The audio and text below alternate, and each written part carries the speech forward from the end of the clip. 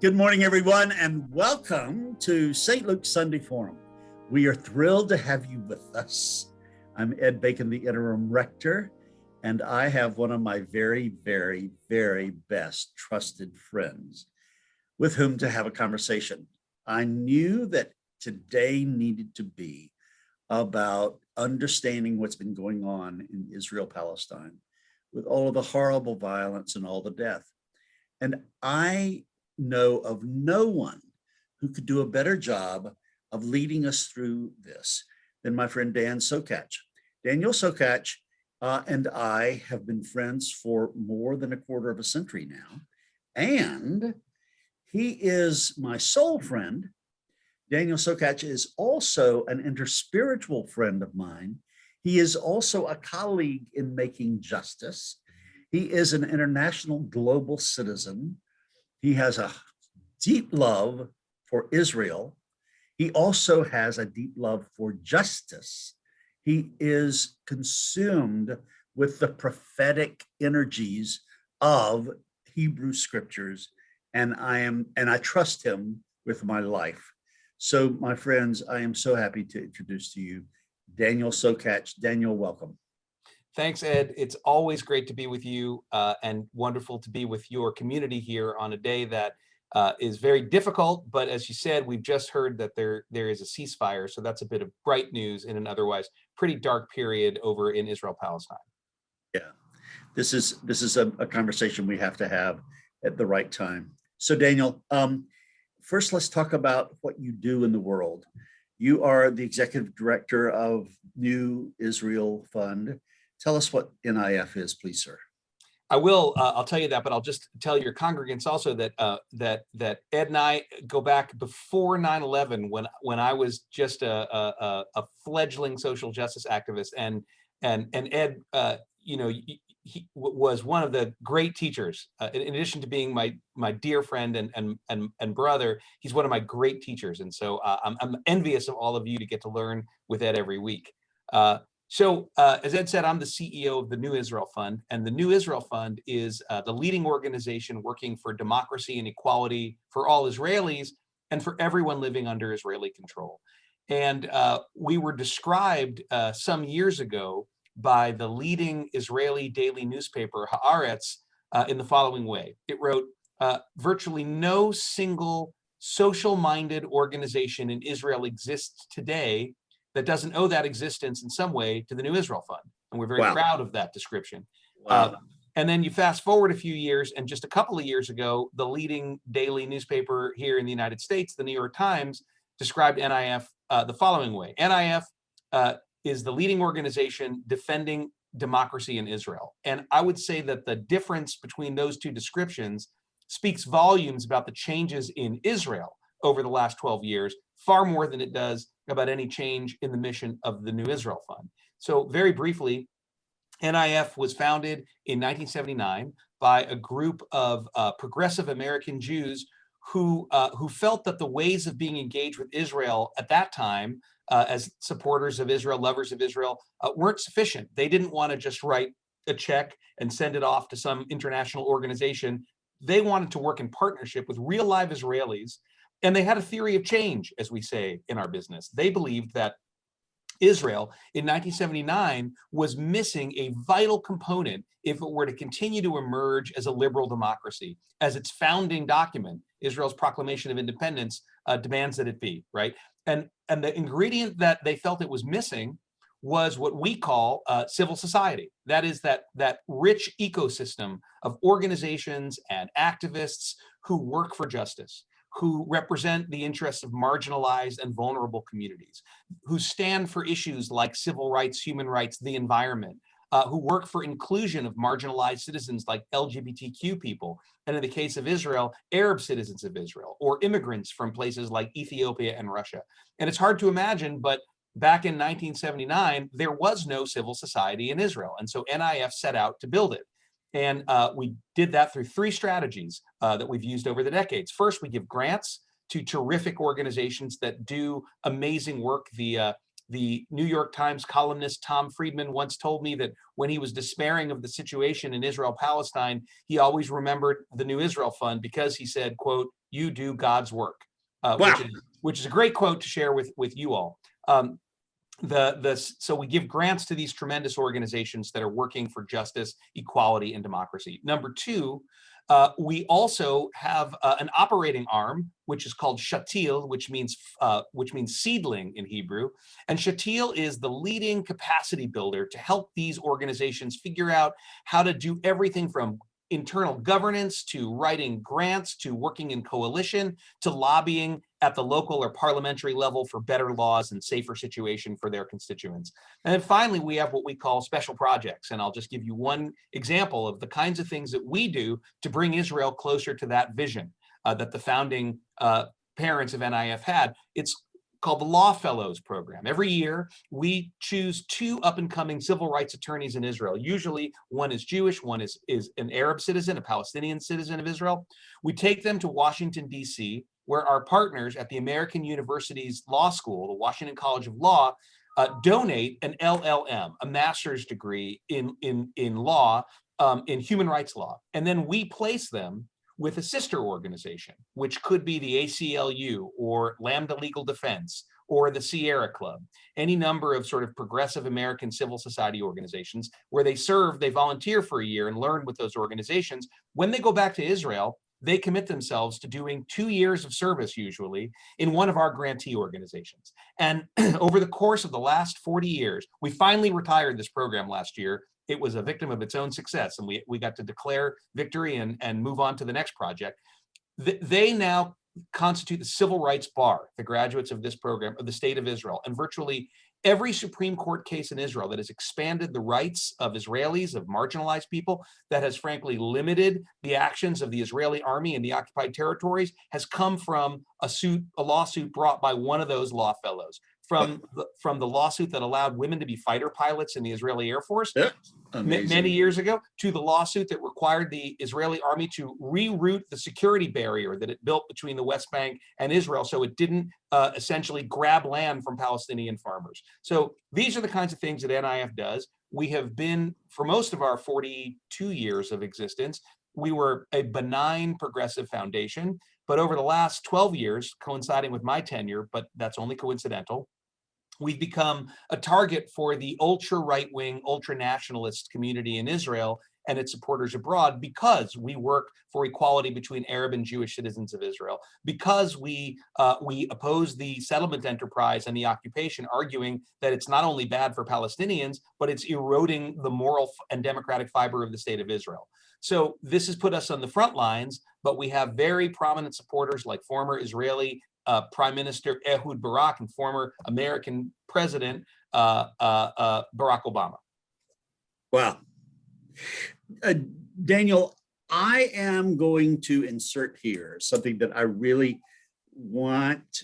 I'm sorry that I didn't mention in the introduction.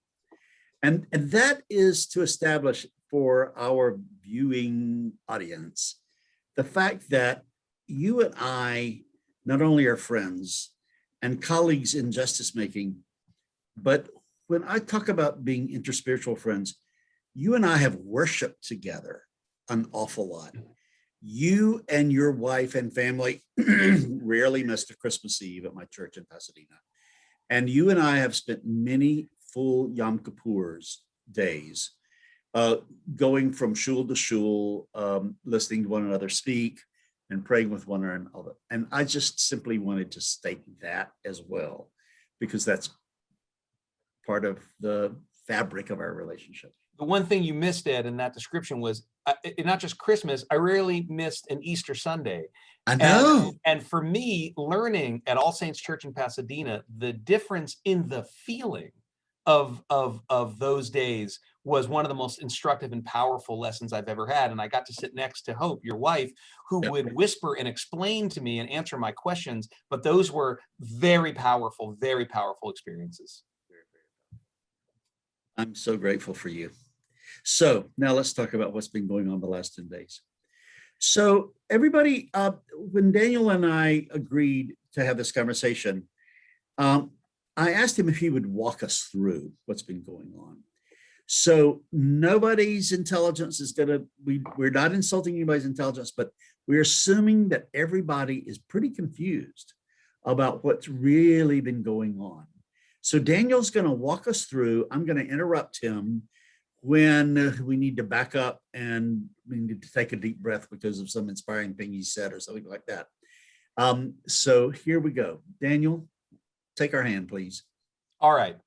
But I'm going to begin in the classic Jewish tradition of immediately not doing the thing that you asked me to do. Because I love it. I can't walk you through the last 10 days unless I walk you through the last month. And I promise to be brief and pithy. And probably I can't walk us through the last month unless we establish some basics about the last century. But we don't have time for that. So let me just start with a premise that I think it's important that your congregants and other viewers understand. It's my belief that, in the words of the great Israeli novelist Amos Oz, the late great Amos Oz, and peace activist, that the justification for Zionism, which is just the national movement that believed in the 19th century that there needed to be a Jewish homeland in the ancient homeland of what was then called Palestine, Amos Oz said and wrote that the justification for Palestine, because of course, when those Jews started coming in the late 19th century to avoid the horrors of persecution in Europe, which would ultimately result in the Holocaust in the 30s and 40s, when they started coming, there was already a population living in Palestine, and those were the indigenous native Palestinian Arab population. There had always been some Jews living in Israel since the Romans kicked us out in 70 CE and destroyed Jerusalem, but a small number. And in the 1880s, the Zionist movement began to grow that number. So why am I saying this? Because Amos Oz wrote that the moral justification for Zionism and for the establishment of the state of Israel, despite the fact that there were people living in that land, is the same as the drowning man who swims to a plank in the sea when he sees that there's already another guy on that plank, and the laws of nature and the laws of, I would argue, humanity and God dictate that drowning man has the right to climb onto that piece of driftwood, to hang on to it. He even has the right to shove the first guy over a little bit so that he can survive, but he doesn't have the right to shove the first guy into the ocean. He has to share the plank. They both have to share the plank. So I think it's important that we establish that that's where I'm coming from. I know that's where you come from, Ed. There are two sides to this conflict, both are victims of each other, of themselves, of the world, and they're going to have to share. That's my starting premise. It's not a zero-sum game. Very, very important. Let's just stop right there. Powerful metaphor to hold on to. And you tell me, because you're going to be leading us through this, is now an important time to introduce the fact that creates two narratives, or is that something you're going to talk about later? Well, let's just say it. There are two narratives, right? That is to say, there is the Jewish story and there is the Palestinian story. And we would argue, and when I say we, I'm talking about Ed and you and me, right? Right. And many people, we would argue that both of those are valid narratives in the same way that the African-American narrative and the Native American narrative and the narrative of those of us who are white Americans and our different various narratives are all legitimate, true narratives. And one can't displace, as so often in history has been the case, the other, and we expect that we're going to get to justice. If we pretend that what happened to the native population of our country didn't happen, if we bury their narrative, then we're never going to get to a better place. And the same with, of course, the situation with African Americans, as we've seen over the last few years, as that has become more and more central to the consciousness of more and more Americans. Well, also in Israel, this is the case. And too often, each side has tried to deny the narrative of the other side, to erase the narrative. And here's where I'll say something that may be challenging for some of our folks to hear, of our friends to hear. There have been, since 1948, but especially since 1967, and I'll explain or remind us why those dates are important in a moment. Right. The narrative of Jewish Israelis has been by far the more dominant and powerful narrative. And that's because that's who holds the power in Israel today. So in the West, we're much more familiar with that story of the Israeli side of the story, in particular the Jewish Israeli side of the story, because 22% of the residents, of the citizens of the state of Israel are not Jewish. They're Arabs. They are Palestinian citizens of Israel who happen to live on the Israeli side of what we call the Green Line, which was the armistice line after the 1948 war that surrounded Israel's independence. That's a war that Israelis called the War of Independence, the salvation of the Jewish people, and it was that after the Holocaust. It was the salvation of the Jewish people, and Palestinians call it the Nakba, the catastrophe, the displacement and dispossession of the Palestinians, 700,000 of whom were either thrown out of Israel or fled what became Israel and became exiles in the West Bank, in Gaza, in Lebanon, in Jordan, in Europe, in the United States. And it was the Nakba. That's also a true narrative. So we need to wrestle with this and hold both of those things in our hands at the same time and recognize that what for Jews was the great salvation after the disaster of the Holocaust, which itself was the culmination of hundreds of years of virulent anti-Semitic hatred and murder in Europe. This was salvation for the Jewish people, but that salvation was the catastrophe for the Palestinian people. So those two narratives are very important to keep in mind, as you say. Now, let's fast forward to about a month ago. About a month ago, there were protests in a neighborhood of East Jerusalem called Sheikh Jarrah. That's an important name for us to remember. This is a neighborhood in East Jerusalem. And here, as I said, in 1948, during Israel's War of Independence / the Palestinian Nakba, Israel and Jordan fought in Jerusalem. There was no Palestinian state at this time, right? And the Israelis and the Jordanians stopped fighting, and this armistice line was drawn between what is now the West Bank and Israel proper, and East and West Jerusalem. By the way, the armistice line was drawn near Gaza between Egypt and Israel, and at the Sinai Desert between Egypt and Israel. So this is what we call the Green Line, that 1948-49 armistice line. And East Jerusalem, a big Palestinian, the capital city of the Palestinian people, and today the city the Palestinians claim as the capital of the homeland that they wish to establish. East Jerusalem, held by the Jordanians, was a Palestinian Arab city, Jordanian controlled, and West Jerusalem was an Israeli city, a largely Jewish city. But before 1948, and for the 60 or 70 years preceding it, Jews and Arabs lived in all over the city of Jerusalem, right? They lived. There were Jews living in East Jerusalem and in what is now the West Bank, and there were Palestinians living in what is now West Jerusalem and Israel. But during that war, that 48-49 war, there was what we would now call ethnic cleansing on both sides, and I don't think we have time to get into the history and morality of that, but let's just let's stipulate, as I said, about 700,000 Palestinians who lived on the west side of the Green Line in what is now Israel were kicked out or fled over the line to the Green Line.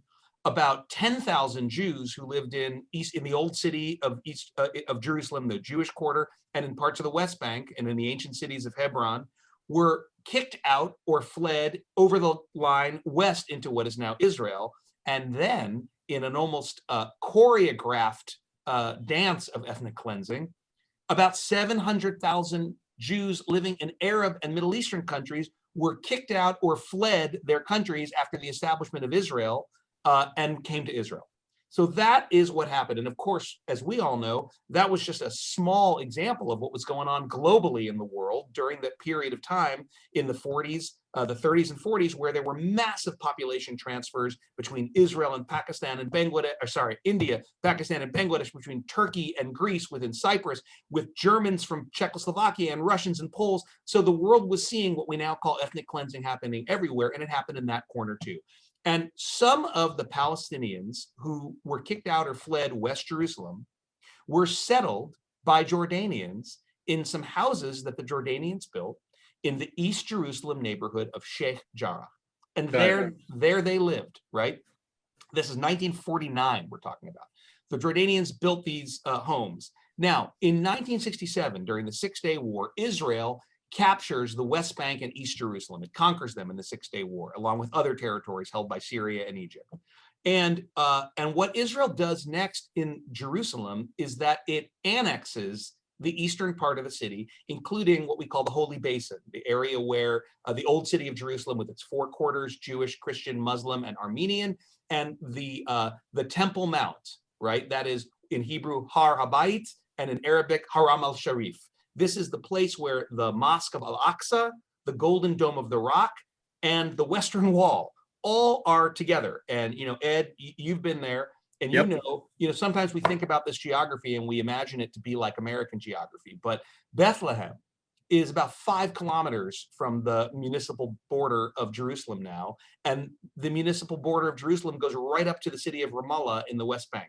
So Yep. the Western Wall and the Al-Aqsa Mosque, the Western Wall, which was the retaining wall of Herod's Temple Plaza, is just underneath the Al-Aqsa Mosque and the Dome of the Rock. So Israel captures it, it annexes it. The world does not recognize that annexation. Interestingly, not even the US under Donald Trump recognized the annexation. Even when he moved the embassy to Jerusalem, we didn't officially recognize that annexation. But Israel, let's be clear, is in control of all of Jerusalem now, right? Yeah. Now, what Israel did in the decade since 1967 is that they started moving Jewish citizens into the West Bank settlements and into new neighborhoods that were built in East Jerusalem and into the old neighborhoods of East Jerusalem. Now, I want to, again, be very clear, and what I'm saying may be controversial, but under international law, that's a violation of the Fourth Geneva Convention, which prohibits an occupying power from moving its civilian population into territory it's captured. And folks, forgive me for being so wonkish here, but Ed wanted us to really understand this, so we got to walk it through. Correct. Not with the exception of the Trump administration. Every American administration since 1967, including both of the Bushes, Reagan, and now the Biden administration, sees those settlements as illegal, right, under international law, and as obstacles to peace. Still, Israel continues to build the settlements, and today there are almost 700,000 Jewish Israeli citizens living in the West Bank or East Jerusalem. I'm just realizing now on this talk with you how often the number 700,000 comes up in our story. Rough numbers of the Palestinians who fled, the Jews who fled the Arab countries, and the Israeli Jews who've been moved into the settlements. So one of the small areas that Jewish right-wing ultra-nationalist settlers have been coveting is the neighborhood of Sheikh Jarrah, where 6 families of that original group were settled by the Jordanians in houses that were built for them, where they've lived for over 70 years now. Now, there is a claim in the Israeli court system that that property was owned in the 1880s by 2 Jewish trusts that were established to buy up land to settle Jews in Palestine. As part of the Zionist enterprise. Wow. Now, over the years, those trusts turned over their ownership stake, their claim to that land, to an ultra right-wing Jewish settler organization. Wow. And some years ago, over a decade ago, that settler organization filed. Now, let's be clear; these are not like the descendants of the actual people who may or may not have lived in the 1880s. In that neighborhood when it was allegedly owned by these Jewish trusts. Right. But these guys filed in court, in the Israeli court system, to evict 6 Palestinian families living in houses in Sheikh Jarrah. Okay, so I explained all of that background to give you a sense of how this feels to Palestinians. It feels just like the latest iteration of Israel's plan to remove and reduce the Arab population of Jerusalem and increase the Jewish population. And indeed, in 2004, the Israeli government released its master urban plan for Jerusalem, which stated that its objective was to maintain the Arab population of Jerusalem at about 30% of the city, but now it's about 40% of the city. So whether it's intentionally or coincidentally happening, the move to evict the families from Sheikh Jarrah is in line with trying to keep the Arab population of Jerusalem lower and the Jewish population of East Jerusalem in particular higher. So this seems to Palestinians, and many, by the way, Israelis who sympathize with them, to be a microcosm of the Palestinian struggle to not be dispossessed from their homeland, right? It was bad enough it happened in 48, then again in 67, but now in 2021, it's happening again. So so you're asking me right now, all of you at home, what the heck does this have to do with the last 10 days of Gaza with Hamas and the IDF shooting at each other? What I'm going to tell you is that court case was due to be heard at the High Court of Justice, Israel's Supreme Court, 2 Mondays ago. Wow. Right. And so Jerusalem began to seethe with anger at this, right? Palestinians and their supporters in Israel, by the way, saw this as a terrible injustice that was now reaching its denouement. And indeed, buses of Arab Israelis, not who are citizens of the state, the Palestinians who live in East Jerusalem, by and large, are not citizens. They're permanent residents, right? They didn't accept citizenship after 67, and they can apply for it now, but very few do, right? So, and even fewer are granted that citizenship. But Arab Israelis from Nazareth and Fahim and cities all over Israel were busing in to join these protests, along with Jewish Israelis who opposed the plan to evict these people. And as I said, Jerusalem began to seethe. So that's Roman numeral 1. You want to butt in? Yeah. Yeah. Before we go beyond Roman numeral 1. Yeah. Repeat the categories of energy coming here. We've got settler energy, which is ultra right wing. Okay. Correct. We also, and those Israelis, but we also have within Israel an energy that wants to have, could we say at this point, a 2-state solution, or where both folks are on the plank? Yeah, definitely. I don't, for a lot of liberal Israelis and Palestinians, a lot of them don't really believe that a 2-state solution is likely at this point. Right. Okay. But let's keep it like this. They want to see both sides on the plank. They want everyone to be on the plank together in whatever political arrangement assures equality for everybody. Right. They don't want to lose the Jewish quality of the state. They don't want to lose the idea that Jews in danger have a homeland. And the Palestinians who we're talking about, the liberals, they don't want to lose their Palestinian identity, but they are all committed to sharing the plank. And so that's some of the energy. Now, on the Palestinian side, we also have 2 different energies. And please tell me, Daniel, correct me if I'm reducing things too simplistically, but it just seems like we've got this ultra right-wing energy in Israel, as well as let's coexist in Israel.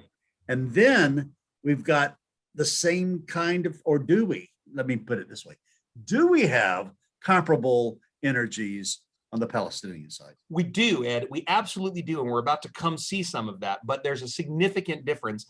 And the difference, as I said earlier, is power, right? I mean, the irony of our conversation is that the Jews are the example of powerlessness in Europe, and they paid the horrible price for it. And the Zionists were right, actually, in their assessment, right? That the only solution for Jews was to get the hell out of Europe and go somewhere else. And our country's my ancestors were lucky enough to be some of the Jews who were admitted to this country, but during the rise of Nazism, the US and the UK and Australia and Canada and New Zealand, all of what one of my daughters, when she asked about this one, said, all the good countries, why didn't the good countries take in Anne Frank and her family? My daughter asked. Exactly. That was Noah, your goddaughter. My goddaughter. And of course, the answer was because they didn't actually open their doors to the Jews. The choice was run the British blockade to get into British-controlled mandatory Palestine or die. And so that powerlessness that defined the Jewish experience in the diaspora was reversed. And I think this is a editorial opinion now, folks. Like, one of the lessons is when anyone gets power, they are liable to abuse it. Amen. And that's a lesson I learned from you, Ed. That is the issue. So not everybody, but some people, because they're frightened, because they're vulnerable. That's right. And so you are correct that on both sides there are, let's call them the zero summers, the people who think this is a fight that their side has to win, and the people who say, no, there's room on the plank for all of us. But the difference is power. So that the fact that Israel holds the cards, most of the cards, right, means that power imbalance gives far less agency to the Palestinians, and it means that the moderates on the Palestinian side are far weaker. than the extremists who say, look, all we can do is be extreme. Now, it's important to remember, and you and I know this well, when we became friends in Israel, the moderates were in control, you know, and the liberals even. And back in the 90s, Israel was reaching its hand out to the Palestinians and to the world. And so that's important for us to remember now too. 12 years of Bibi Netanyahu's leadership in Israel have seen the rise of an extreme right wing that is sometimes akin to the most right wing sort of white supremacist aspects of folks who ruled recently in this country. Again, I know this is my editorial opinion, but I would argue there was a simple, you know, the reason why Trump and Netanyahu and Viktor Orban in Hungary and you know, even Erdogan in Turkey and the leaders of Brazil and other in Poland, they had a lot in common because they are not liberal. They are not fans of democracy for everybody. They're fans of democracy for the majority group. So that exists everywhere and on the Palestinian side as well. But over the last 12 years, you know, Israel's had the power, and the best example I can give you of that is the law that is being challenged at the High Court. And this is going to be something that's going to sound like I made it up. And here's where I want everyone to remember: I love this place, right? I consider myself a liberal Zionist, but let's be honest about what's happening here. Israel passed a law. The final iteration of the law was in 1970, after the Six-Day War, after the conquest and annexation of Jerusalem, that said Jewish Israelis could sue, just like they're doing in Sheikh Jarrah, to reclaim territory if they could prove that Jews owned it before 1948, right? But Arabs in Jerusalem, Arab Jerusalemites, cannot sue for their territory back on the west side of the Green Line. Now, this is really difficult for a lot of folks to hear, a lot of Jews, a lot of Christians who love and care about Israel, but we have to be honest. This is the law. The deputy mayor of Jerusalem said it best when she said in the press last week, yes, some would say it seems like that's an unfair application of the law, but this is a Jewish state. And of course, it will seem like sometimes we privilege our Jewish residents. So I appreciated her candor. I find it morally reprehensible and strategically destructive to Israel, but at least she's being honest. She wasn't denying the fact that Israel has a law that works for Jews who want to reclaim territory in East Jerusalem, but does not work for Palestinian Arabs who want to reclaim their territory, their homes in what is now West Jerusalem. All right, so that's at the heart. Yeah. All right, before we go to chapter 2 or Roman number 2, let's put some names on these energies over in Palestine. Okay. Is Hamas the only representative of the real right-wing, retaliation-oriented group, or are there other partners in that? There are others, but for our purposes, to keep it sort of as simple as we can, let's and again, and I want to caveat, it's not simple. There are always exceptions, and it's mixed up, but by and large, during the Oslo Accords, which were signed on the White House lawn by Yitzhak Rabin and Yasser Arafat in 1993, as a result of the Oslo Accords, Israel and the PLO recognize each other. That's the Palestine Liberation Organization, which up until that point was the dominant player in Palestinian politics and life, still is. And in this, Israel and the rest of the world, including the United States, recognized the PLO, which had been considered a terrorist organization that you don't talk to, as the sole legitimate representatives of the Palestinian people. And the PLO recognized the state of Israel and its right to exist, right? Okay, so that happened. So those were the kind of, so the Rabin, the Labor Party, Rabin administration, and the PLO of those days were the kind of moderate players, right? I mean, Rabin had been the general who conquered the West Bank, and Arafat had been a terrorist, but they changed, they reformed. Later, Arafat went back from that position, and Rabin was assassinated by Jewish terrorists. But at that moment, in 1993, they were moderates. But as you are quite correctly asking, in response to that moderation, the Zero Summers struck back. It was like the Star Wars, the Empire struck back. And there in Israel, it was the extreme right wing of the settler camp that saw Rabin as an existential danger, correctly so, because he wanted ultimately the end game, make no mistake, the end game of Oslo was a two-state solution. And it looked until the assassination like it was going to succeed. And they wanted to stop him. But also the right wing of the Israeli political spectrum, which was not as extreme as the settler right wing, but supported the settlers, they also wanted to stop him. And the leading party of that opposition was the Likud party. And the leader of the Likud party in 1993 was a man called Benjamin Netanyahu. So even in those days, he was a rejectionist. He rejected the Oslo peace process. He said, yes, I want peace, but I don't want peace on those terms. And the settlers who were part of his base said, we don't want peace at all. Now, in the Palestinian side, where things have never, frankly, been democratic, right? Israel, I wrote a piece that is in the newspaper today where I argue that Israel has always been a pretty good democracy for Jews, less so for Arab citizens. But the Palestinian Authority, the PA, the PLO, Palestine, has never been a democracy for anybody. And there was the PLO that said, we're going to make peace and we're going to get a state. And there were rejectionists. And the most powerful of those rejectionists were, as we would say in Northern Ireland, the hard men of Hamas. But there was a smaller group. It was actually an earlier group called Islamic Jihad, which still exists. Now, those groups, a quick bit of history.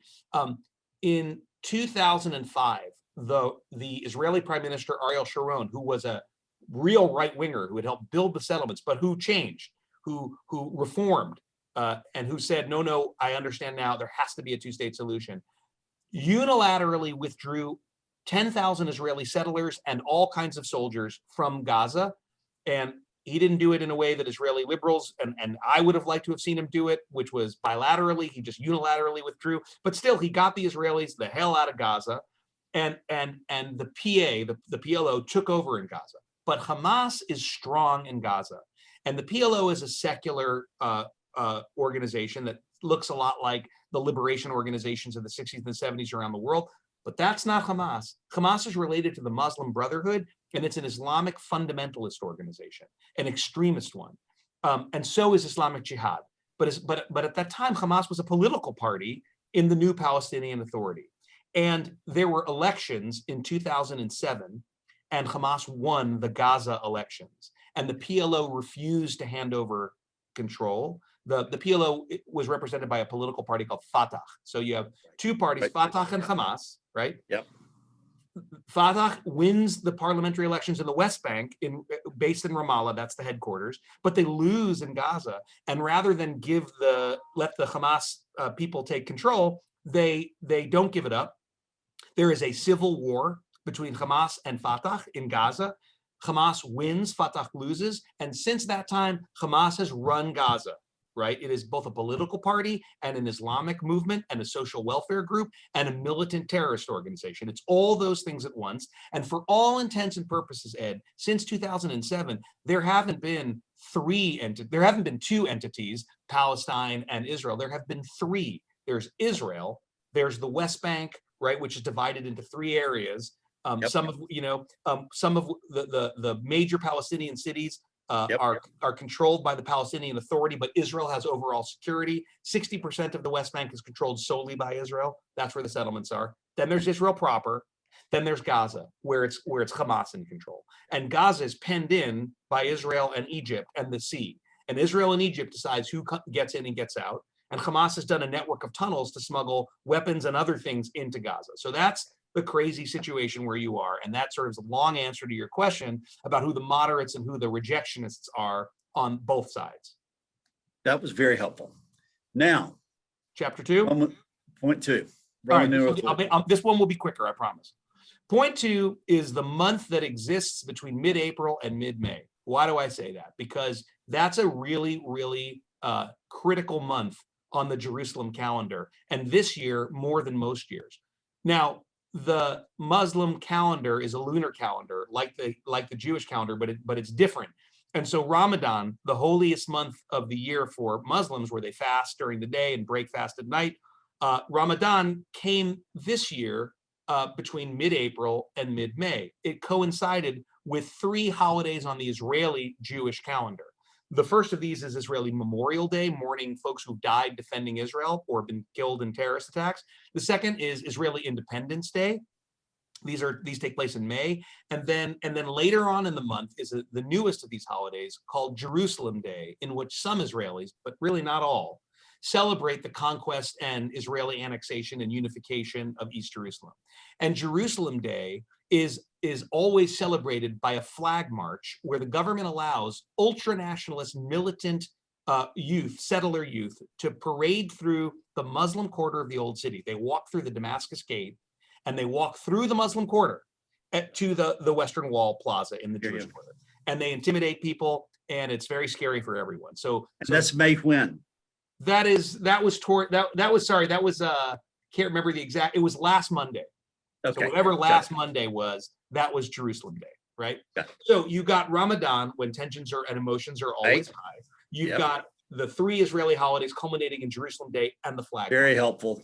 Now, you remember, a few blocks from the Damascus Gate Plaza is Sheikh Jarrah, where there are protests. Now, for reasons that I can't explain to you, because no one has really put forward a reasonable explanation other than it was a giant screw up, the relatively new Israeli police chief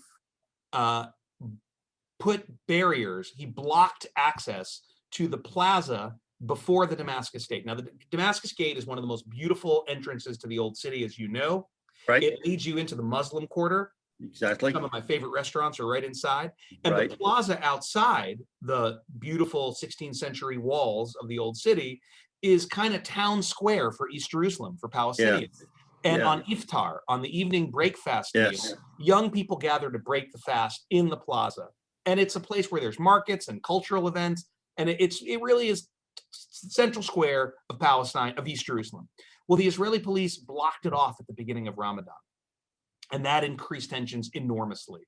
And then, because the president of Israel, who was actually a very decent, good guy, as a ceremonial, symbolic position, was going to give a speech at the Western Wall Plaza in early May, Israeli police went into the Al-Aqsa Mosque complex and they cut the cords of the speakers after that call people to prayer and that make announcements after the Muslim authorities responsible for the site refused to not make announcements. And this ratcheted tensions up even further. So now you got protests in Sheikh Jarrah, and now you have protesters who are coming to the Damascus Gate area to protest their not being allowed into the plaza. Right? You with me there? So tensions are rising. I'm with you. So now we see how the internet era and social media, we learn it in our country all the time, can pour a little thing, can add fuel to the fire that's about to erupt. Because a couple of Palestinian 17-year-olds go on to Jerusalem's light rail and they film each other as they walk up and they slap an old Orthodox Jewish man who's sitting minding his own business on the train. They slap him in the face, they film it, they post it, they brag about it. It inspires some copycat acts of people going and slapping and punching ultra-Orthodox Jews who are minding their own business, just sitting there, obviously identifiable because of their garb and their beards and their clothing. In response to this, an organization called Lahava, which is an ultra-right-wing organization that was founded as an anti-miscegenation organization. Now, I'm speaking to you guys in the South. You understand how that resonates. This is a right-wing Jewish organization dedicated to intimidating and protesting Jews and Arabs who get married together, right? They shame and out people. They protest at their houses. They scream. But over the years, it's evolved into something more than that. It's evolved into a thug organization of ultra-right-wing, brutal youth who terrorize Palestinians.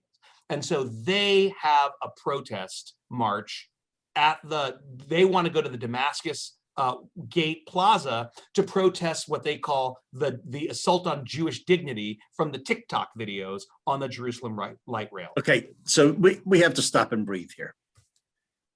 You've just described some really horrible, dehumanizing things that are bound to ignite.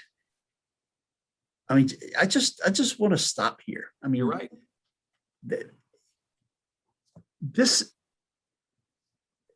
We don't want to imagine human beings being at their worst.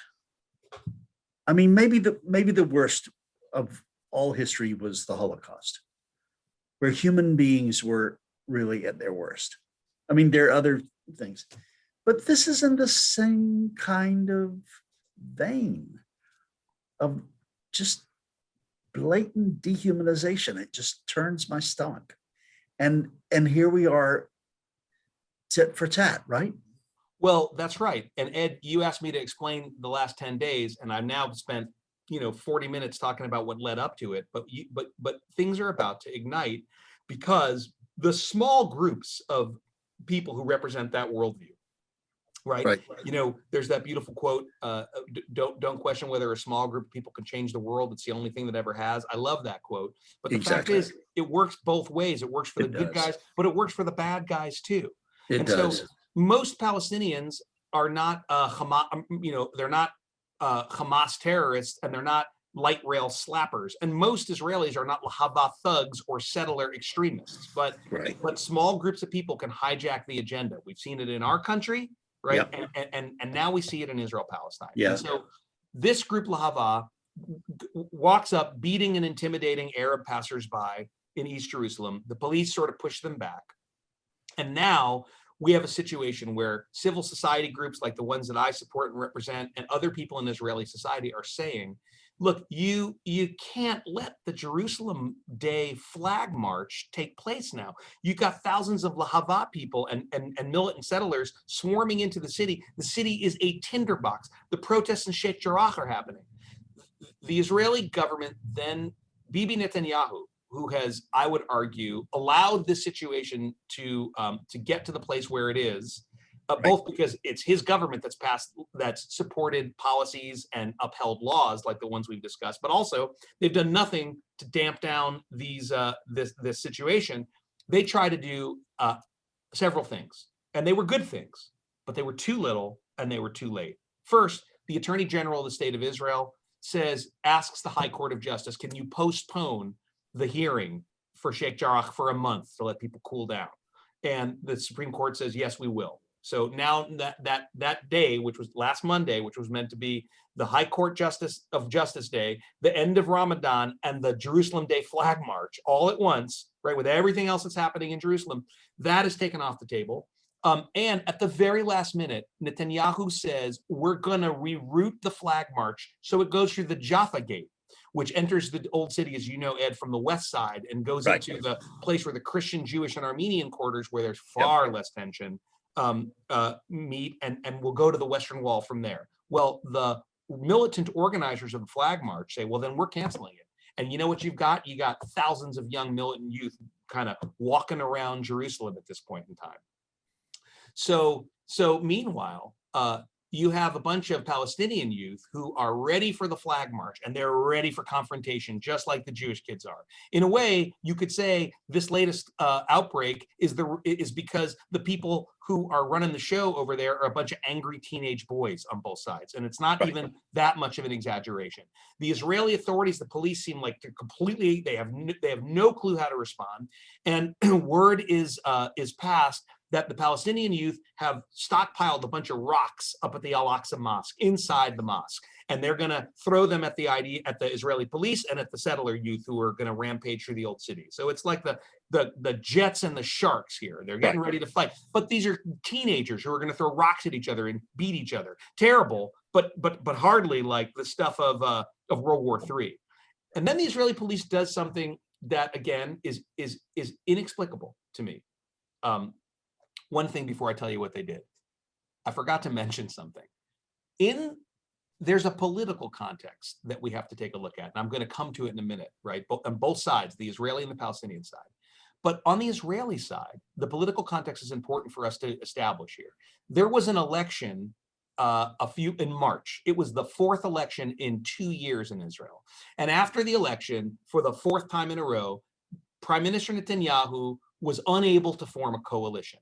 Okay, he got the most votes, the biggest party, but there aren't enough groups that parties that in Israel, you got to win an election and get the right from the president to form a coalition, but then you got to form a governing coalition. And Bibi can't do it. This is the fourth time in a row he cannot do it. He does not have enough seats. You need 61 seats of the 120 member parliament to form a coalition. But for the first time, this time, a Frankenstein's monster of opposition parties that come from the right-wing parties that are just disgusted with Bibi. They're super right-wing, but they don't like Bibi, and there's 3 of them, and they're all different.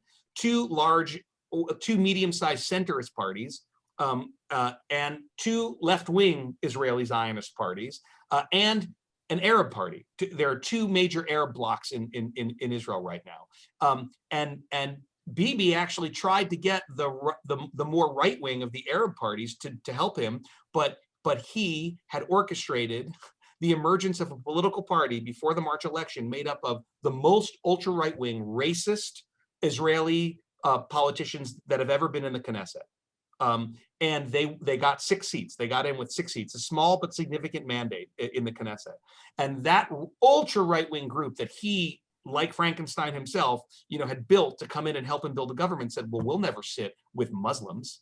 And so Bibi got hoisted on his own petard, even as he kind of opened the door to power sharing with Arab and Jewish Israelis, which is another story for another day. So meanwhile, he can't build a government. So the mandate goes to the second largest party leader, one of the centrist party leaders, who begins to put together the contours of a government that will be a right, center, left Arab government of national unity, of calm, that will just get Bibi out of office and try to restore. Israel has not passed a budget in 2 years. So they're in big trouble. They just dealt with Corona like the rest of the world. So they say, we'll put our ideology aside. We won't build new settlements, but we also won't have gay marriage. We'll just concentrate on keeping us safe and rebuilding the economy and getting us all back to normal here. A crazy coalition, but they're about to go to the prime minister, to the president to say, we have it. We've got 61 seats. And so Bibi, Netanyahu, is terrified, not only that he's finally, after 12 years, going to be ousted, but because, Ed, he has been indicted on 3 serious felony criminal counts of corruption. And his trial is started, and he knows that if he's no longer the sitting prime minister, he could be convicted and sent to jail. So he is desperate to avoid this. And whether it's forming a government or going to a 5th election, anything is better than being removed from office. So he has every incentive to do what he can to keep that opposition group from coming together. Okay, so that's the political context on the Israeli side. I'll come to the Palestinian side in a second. When the Israeli police raid the Al-Aqsa Mosque, they raid the mosques, right? They hundreds of Palestinian kids are injured. A couple of police are injured. There's no firearms. They don't find a cache of weapons. There's some stones there. Okay, we're going to take a quick breath. In 1967, Moshe Dayan, some of you remember him, the guy with the eye patch, was the Minister of Defense of the State of Israel.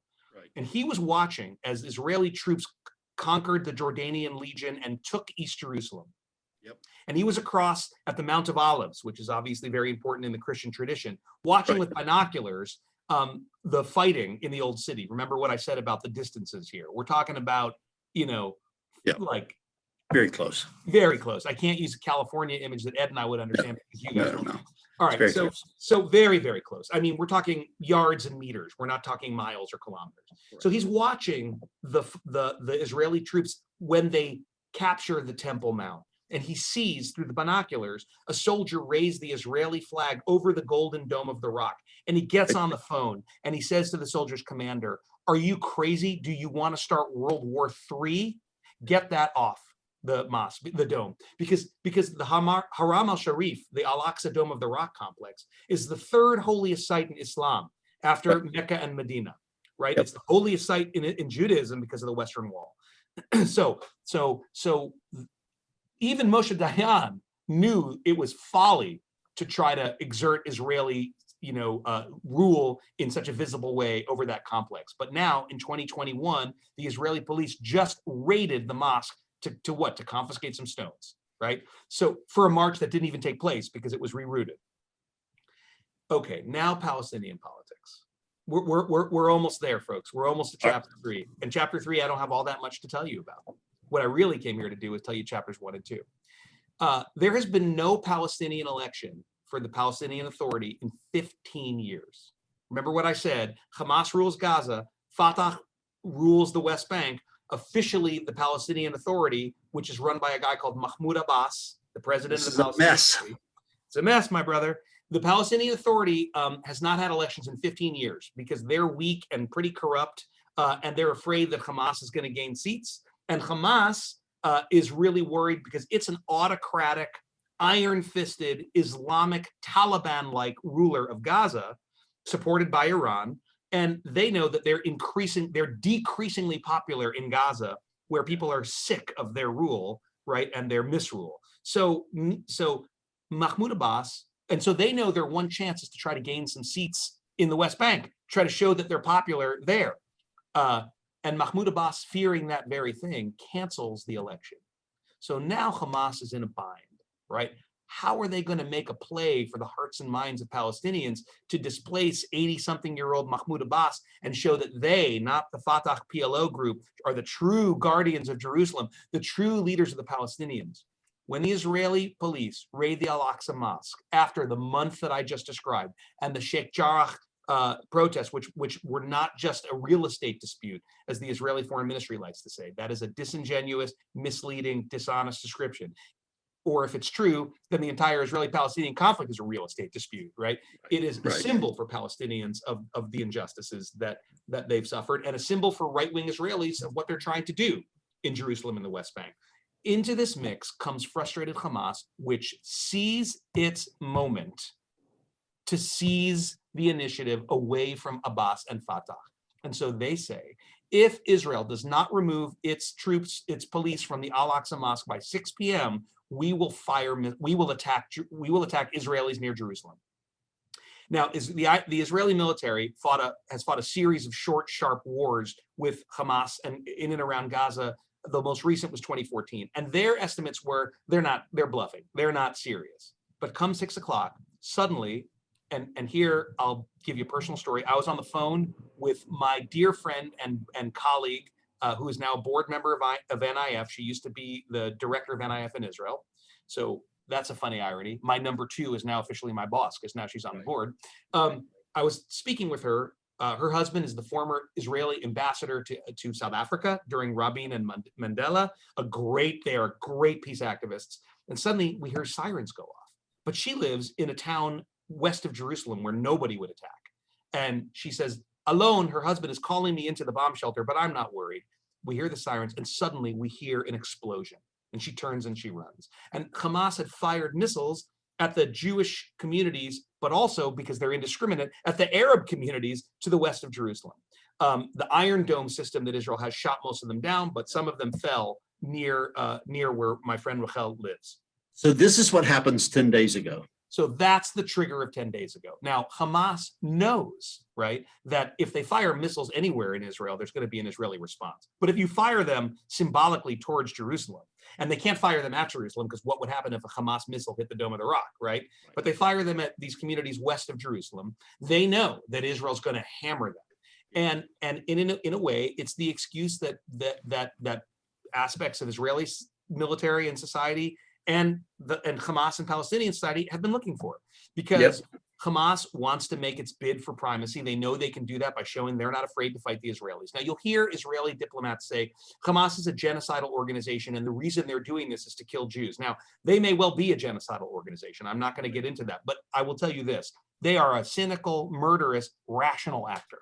They know they're not going to commit genocide with a few, and it's not a few, with thousands of missiles, but these missiles are indiscriminate. They fall close to where they're aimed. To date, tragically, 12 Israelis or people living in Israel have been killed by these missiles. But they fired over 4,000 missiles. They are not precision weapons. Israel has, thank God, the Iron Dome defense system, which they've developed and we fund. The U.S., not the New Israel Fund. And Israel responded with punishing airstrikes. And at this point, something close to 200 Palestinians have been killed over 10 days of fighting, 60 of them children. Hamas, of course, does fire its weapons from civilian areas. That's part of their playbook. And Gaza is a very small place, and there aren't a lot of other places to fire from. But let's be clear. As cynical as I sound, Hamas wanted to show in the last war, it fired nothing close to 4,000 missiles. It wanted to show that it's got technology from Iran that now can overwhelm Iron Dome, that can hit Israelis wherever they want. And Israel now wants to degrade their capacity to do it. So they call it mowing the lawn in Hebrew, so that Hamas won't be able to do this for another 4 or 5 years. They know they will be able to do it in 4 or 5 years. But when they rebuild the tunnels and when Iran smuggles more weapons in, when the illegal weapons factories get up and running, but there will be calm for another few years. And Hamas will have made its bid for primacy in Palestine. That is why this war is happening, right? Got it. So, because of our time, unfortunately, but we just finished. We're done. We're done. And we need to say that today, and we're filming this on Thursday, we have a ceasefire. Now, the question I have to pose to you is, you give your life, Daniel, to finding justice, peace, and building humanity in Israel-Palestine. What is your source of hope? Well, I'll tell you, Ed, and it's a great question, because there is one other chapter, which I'll just very briefly say. The most frightening thing about this latest round of violence that began in Jerusalem, sparked into a conflict that nobody other than Hamas and perhaps Benjamin Netanyahu want, because politically now they're in much better positions. Believe me, that opposition change coalition is not going to succeed in putting a government together now, right? So Bibi profits from this. Bibi is the nickname of Benjamin Netanyahu. Hamas profits from this. The people on both sides suffer from it. But one of the most frightening things that happened as a result of that fighting was that for the first time in over 70 years, the specter of communal violence began stalking the mixed Arab-Jewish cities and neighborhoods within Israel. Mobs of Arab youth and Jewish youth targeted Arabs and Jews. There were murders, beatings, the burning of schools and restaurants and hotels. As mob violence reigned, it's calmed down a bit. But for me, that's the biggest nightmare, because Israel can't hold together if the 20% Arab, 80% Jewish communities fall apart. It will go the way of Belfast or India or Bosnia, right? And Israel is not built to be able to withstand a crack within its civil society. But here's where there's hope, because my job, if you remember back to the beginning of our hour and 11 minutes, is to support those Israelis, Jewish and Arab, who are the firefighters, who are working to build bridges, who are working to heal the rupture and the divide. And we exist for times like this. And so where do I get my hope? Because if you look at the news today and yesterday, you will see tens of thousands of Israelis, Jews and Arabs, who all over the country stood together with signs saying Jews and Arabs refuse to be enemies. Right? And those were organized by Omdim B'Yachad, which means standing together in English, which is an NIF supported organization. And Zazim, which means we are moving, which is the Israeli MoveOn.org, which was incubated and funded by the New Israel Fund, is organizing Israelis and Gazans who live near the border to say no to violence. And Tag Ma'ir, which is an NIF-funded organization, is going to the mixed cities and standing between the mobs of Arabs and Jews and saying, no, it's an Arab-Jewish organization. So my hope comes from the fact that there are far more Israelis who will refuse to be torn asunder by the extremists and hotheads on both sides. And it's the great honor and privilege of my life. You said I've devoted my life to this. The great honor and privilege of my life is that I get to be the support network, the engine of support for those Israelis who are right now, again, Palestinian and Jewish citizens alike, who are standing in the breach, in the gap, and saying, absolutely not.